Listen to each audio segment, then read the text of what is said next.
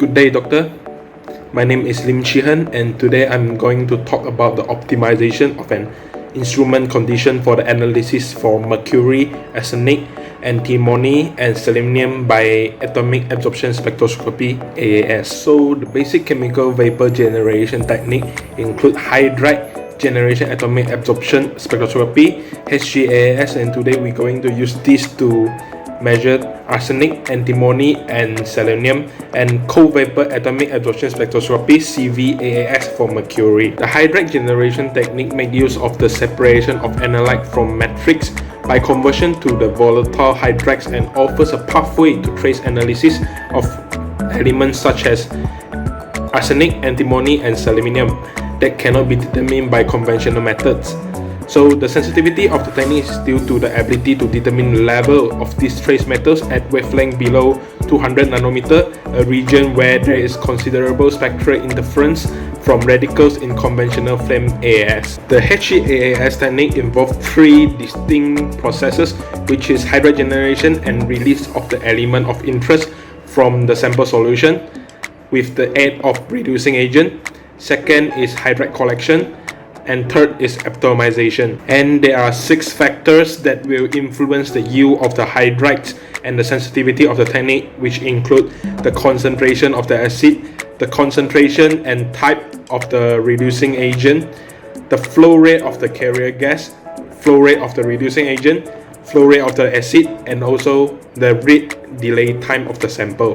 Whereas for the mercury, we're using the CVAAS because the mercury determination through flame atomic absorption spectroscopy (FAAS) give rise to poor sensitivity. So we are using CVAAS, which is one of the most sensitive method for mercury determination. So the principle of this technique is as below, which is a reducing agent, typically stainless chloride, is used to convert ionic metal of ions of the mercury 2+ in solution to mercury in gas form, which produce a high analytical absorbance signal. And the mercury having a high vapor pressure is liberated and entrained in an inert gas of argon after passing the liquid gas separator. The third is that mercury vapor is transferred into the optical path of the atomic absorption spectroscopy, where mercury absorbs light of a specific wavelength at room temperature. And there is 5 factors that can increase the sensitivity and the precision, which is the first one, concentration of the reducing agent; second, flow rate of the reducing agent; third, flow rate of the sample; fourth, flow rate of the purged gas; and 5, read delay time. So by knowing all the factors which will affect the sensitivity of CVAAS and HGAAS, now we are going to talk about the instrument and material needed in this experiment. So now, after we prepare all the instrument and the material, we are going to the step. The first step is the calibration standard of 10, 30, and 50 parts per billion were prepared for each metal being analyzed in 50 ml volumetric flask. The 30 parts per billion standard of each metal was used for optimization of the instrument parameters. So both the HGAAS and CVAAS instrument need to be optimized first, and the acetylene flow rate and acid concentration were 2 additional parameters that were optimized for HGAAS, and the mercury is optimized first since the potassium iodide used to reduce aspirin, selenium, and antimony has a negative interference on mercury. So here is the range for the selected for each parameter optimized, and I will post it here.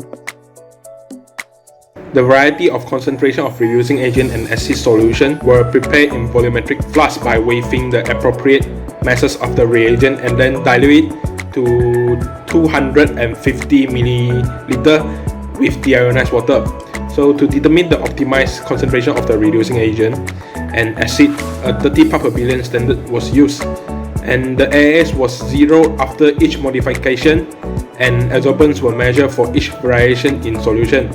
The deionized water was pumped through the entire system for 60 seconds between analyzers to prevent cross-contamination. The VGA77 accessory is equipped with 2 flow rate adjustment, one for the sample and the other for the reducing agent and acid. In order to regulate the flow rate, the adjustment node was tightened or released to modify the flow rate.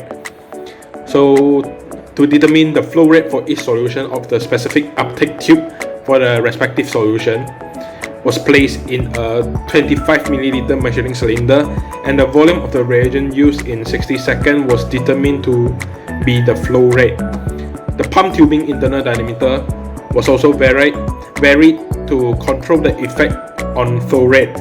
The internal diameter of the tubing used for the reducing agent and acid was 0.63 mm, 0.67 mm, and 0.76 mm, and for the sample is 2.28 mm, 2.54 mm, and 2.92 mm. The tubing for the sample was kept constant at 2.28 mm, and the pump tubing for the acid and reductant was varied. And not to forget, the temperature of the air acetylene flame was optimized for HGAAS by regulating the flow rate of the acetylene gas to the oxidant.